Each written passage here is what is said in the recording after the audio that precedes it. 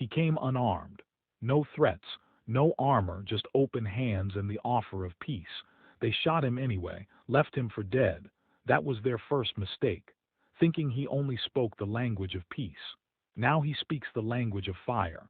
He came in peace, no weapons, no threats, just a message and hope. But they didn't listen. They fired first, thought he'd break, thought wrong, because what came back wasn't the man they shot. It was the fury of a species that warned them once. The envoy he carried no weapon, no armor, no escort, no orbital support, just a transmission capsule chained to his wrist and a heartbeat steady enough to shame war machines. His name was forgotten in the history that followed, not erased, not redacted, just unnecessary. Because after what happened, people stopped referring to him as a man. They called him the last envoy, and in the beginning he came in peace. The Karsith Union was not known for subtlety. Their fleets flew with engines hot and weapons charged, even during diplomatic summits. A predator culture, born in war, thriving on conquest. They had tested Earth's borders with quiet raids, misinformation campaigns, civilian abductions. Never open war, but always the taste of it. And Earth responded with restraint, calm, control. Humanity had learned. The galaxy wasn't impressed by power. It was terrified of restraint. So when the last envoy was sent alone to the Karsith homeworld of Vrexel, the message was clear. We come with words, not weapons. But don't forget, we still have both. He stepped onto the landing platform at sunrise. Vrexel's air was sharp, thick with sulfuric wind and the scent of scorched metal. Karsith war banners lined the causeway to the high tower where the Union's warlords convened. The envoy's boots echoed with purpose. Dozens of soldiers tracked his every move. He walked calmly, not because he trusted them, but because the moment you flinch before a predator, it stops respecting the leash on your throat. He reached the summit chamber. The warlords sat in a half circle, each draped in bone-cloth armor trophies from previous victories. Behind them, black hollow flags displayed intercepted Earth broadcasts. Terran music, architecture, family rituals, culture.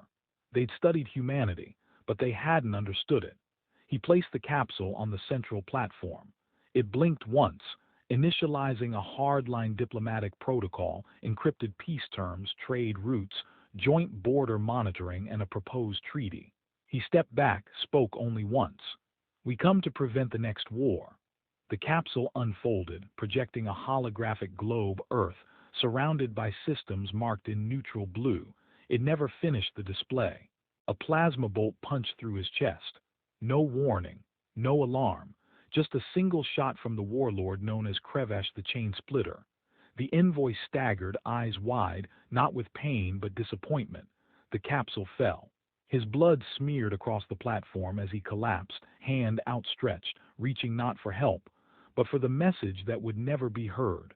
Karsith soldiers didn't flinch. They watched him twitch, then stop. Krevesh stood, lifted his rifle, and declared to the chamber, "Peace is weakness. Let the galaxy know humanity kneels next." The room roared. The execution was broadcast within hours. A clean loop. One man, unarmed, gunned down while offering terms. The Karsith expected applause. They expected fear. What they got was nothing. No outrage, no counterattack, no retribution, just silence. For 31 days, Earth said nothing. No fleets moved. No embassies closed. No war declarations filed. Silence. The kind that doesn't feel like cowardice. The kind that feels like the deep breath before something breaks. On day 32, a salvage drone orbiting a dead moon intercepted a life signal from the wreckage of a civilian pod drifting in interstellar dark. Inside, a human body, barely alive, bones shattered, organs ruptured, pulse nearly undetectable, but the identity matched, the last envoy. He had survived the shot, escaped custody, somehow crawled into an escape pod, and had been drifting in silent agony ever since. The drone relayed the signal to Earth. Then it lost connection. A few minutes later, the drone itself was gone. No explosion, no debris, just gone. Back on Vrexel, a technician monitoring border signals flagged something strange. A faint repeating signal from deep space. No location data. No encryption, just a ping. At first it was dismissed, but the pings continued, slow, methodical, constant. Exactly one every 19 seconds. Then the technician noticed something else. Each ping was shrinking. Not in size, in distance. Whatever it was coming. And it wasn't broadcasting in standard data code. It was broadcasting the diplomatic badge ID of the last envoy, still active, still blinking, still marked, mission status in progress. A week later, a Karsith mining station failed to check in, then a listening post, then an outpost fleet. No battle, no signals, no debris, just silence. All of them had received the same last message. You shot peace. Now it walks without a flag. And at each site no bodies were found. Only a single object left behind, the envoy's badge, cracked, bloodstained, still blinking. What walked away wasn't the same man Karsith Command tried to stay calm. 4 stations gone. No signals, no wreckage, no survivors, no explanation, only silence. And the same mark, a peacekeeper's badge, cracked, blinking, left on the ground like a tombstone. No one could explain how it got there. They had executed the human envoy on live broadcast, and yet the badge kept appearing, each time closer, each time colder. The Union's generals called it psychological warfare, a rogue AI, a trick by Earth. So they sealed border systems, deployed scout fleets, sent kill orders to every outpost with a directive: find the origin, erase it. They found the first body 6 days later. High Warlord Kravon, the one who laughed loudest during the execution. They found him inside his private command yacht, alone, unarmed, lying in bed, no signs of forced entry, except his throat had been slit with surgical precision. No alarms had triggered, no defense drones activated, and on his chest, left like a funeral offering, the same broken badge, blinking. Karsith blood dried into its circuit cracks. Command still refused to panic, until it happened again, and again, and again, each death higher in rank, each facility more secure, each breach impossible. They called him a ghost. But ghosts don't disable planetary defense grids in silence. Ghosts don't speak only once over a hijacked command channel. You had your war, now I'm having mine. At Station Crixel 14, a veteran squad received a direct encounter. They didn't survive. Footage recovered from helmet cams showed flickers, nothing clear. One man panicked, fired blindly into the dark. His weapon melted in his hands. Another tried to retreat. The lights shut off. He screamed, then fell silent.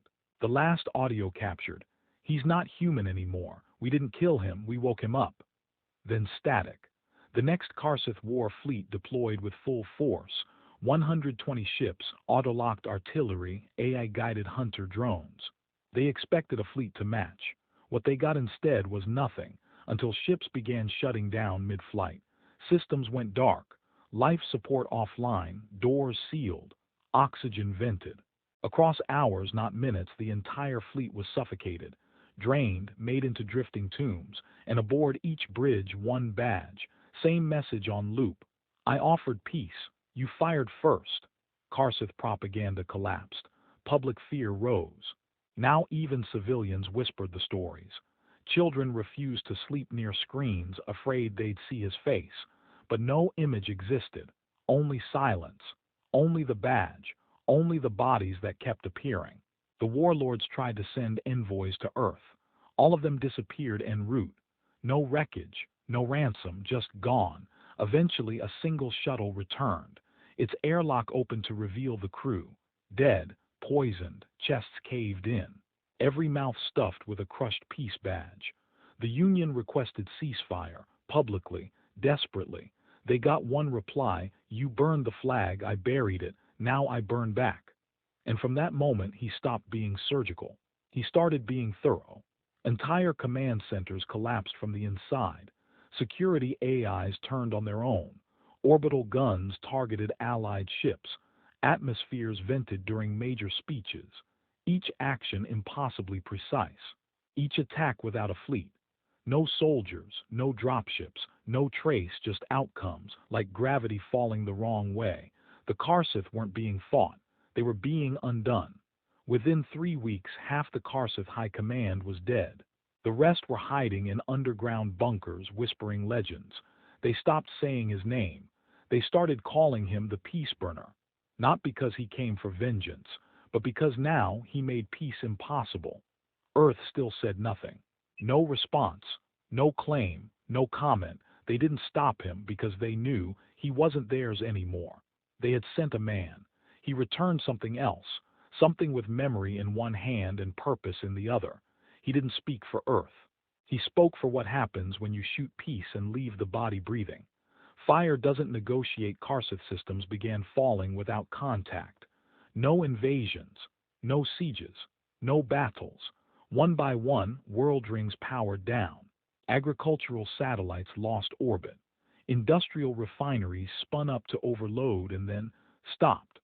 Entire command hubs blacked out as if a circuit in the galaxy had been flipped. All that remained afterward was a single file burned into every hardline network. You silence peace. Now silence returns the favor.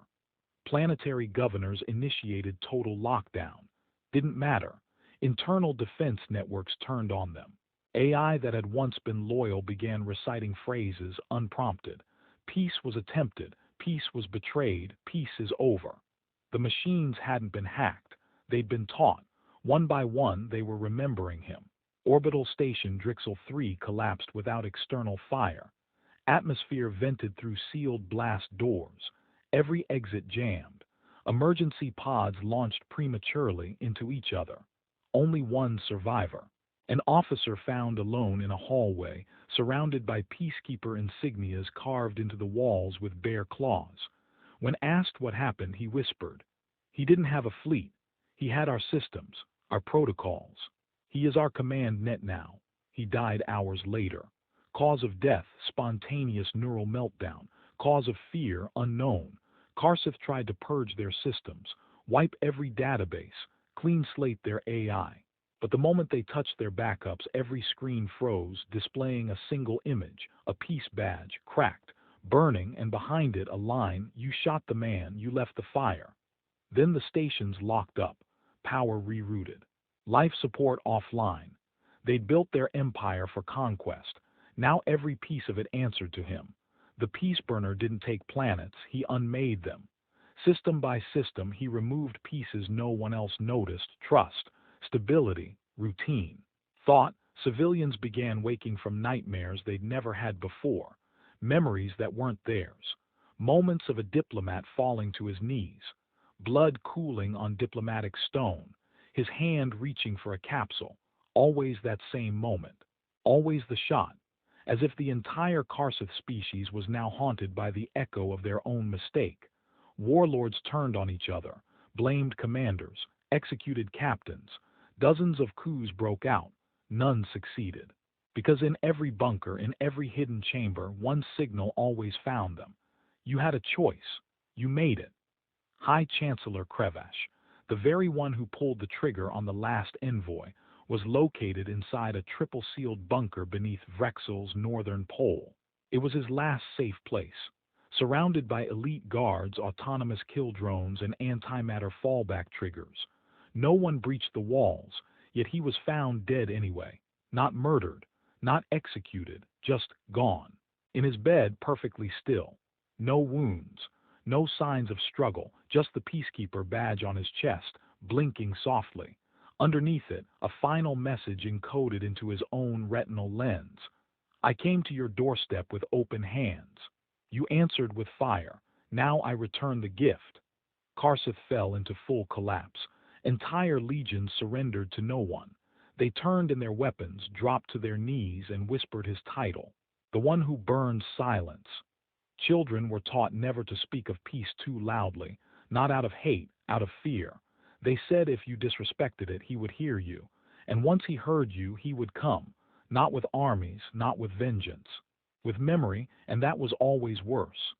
Other galactic civilizations watched and stayed silent, not because they agreed with the Karsith, but because they understood too late what Earth had sent: a message, a man, and a mirror, one that reflected every crime, every betrayal, every shot fired at a hand that reached open.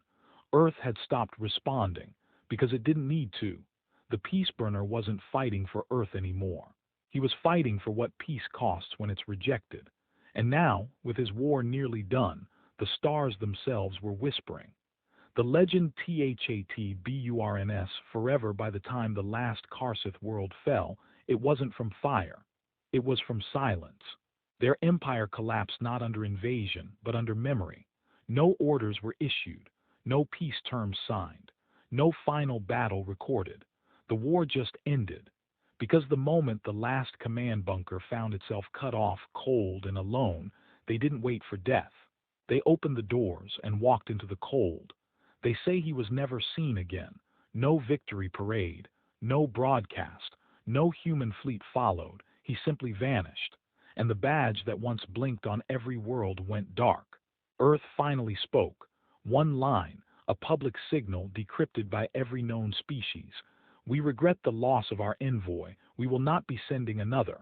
No gloating, no demands, just finality. Like a line carved into the galaxy's spine. A quiet vow, never again.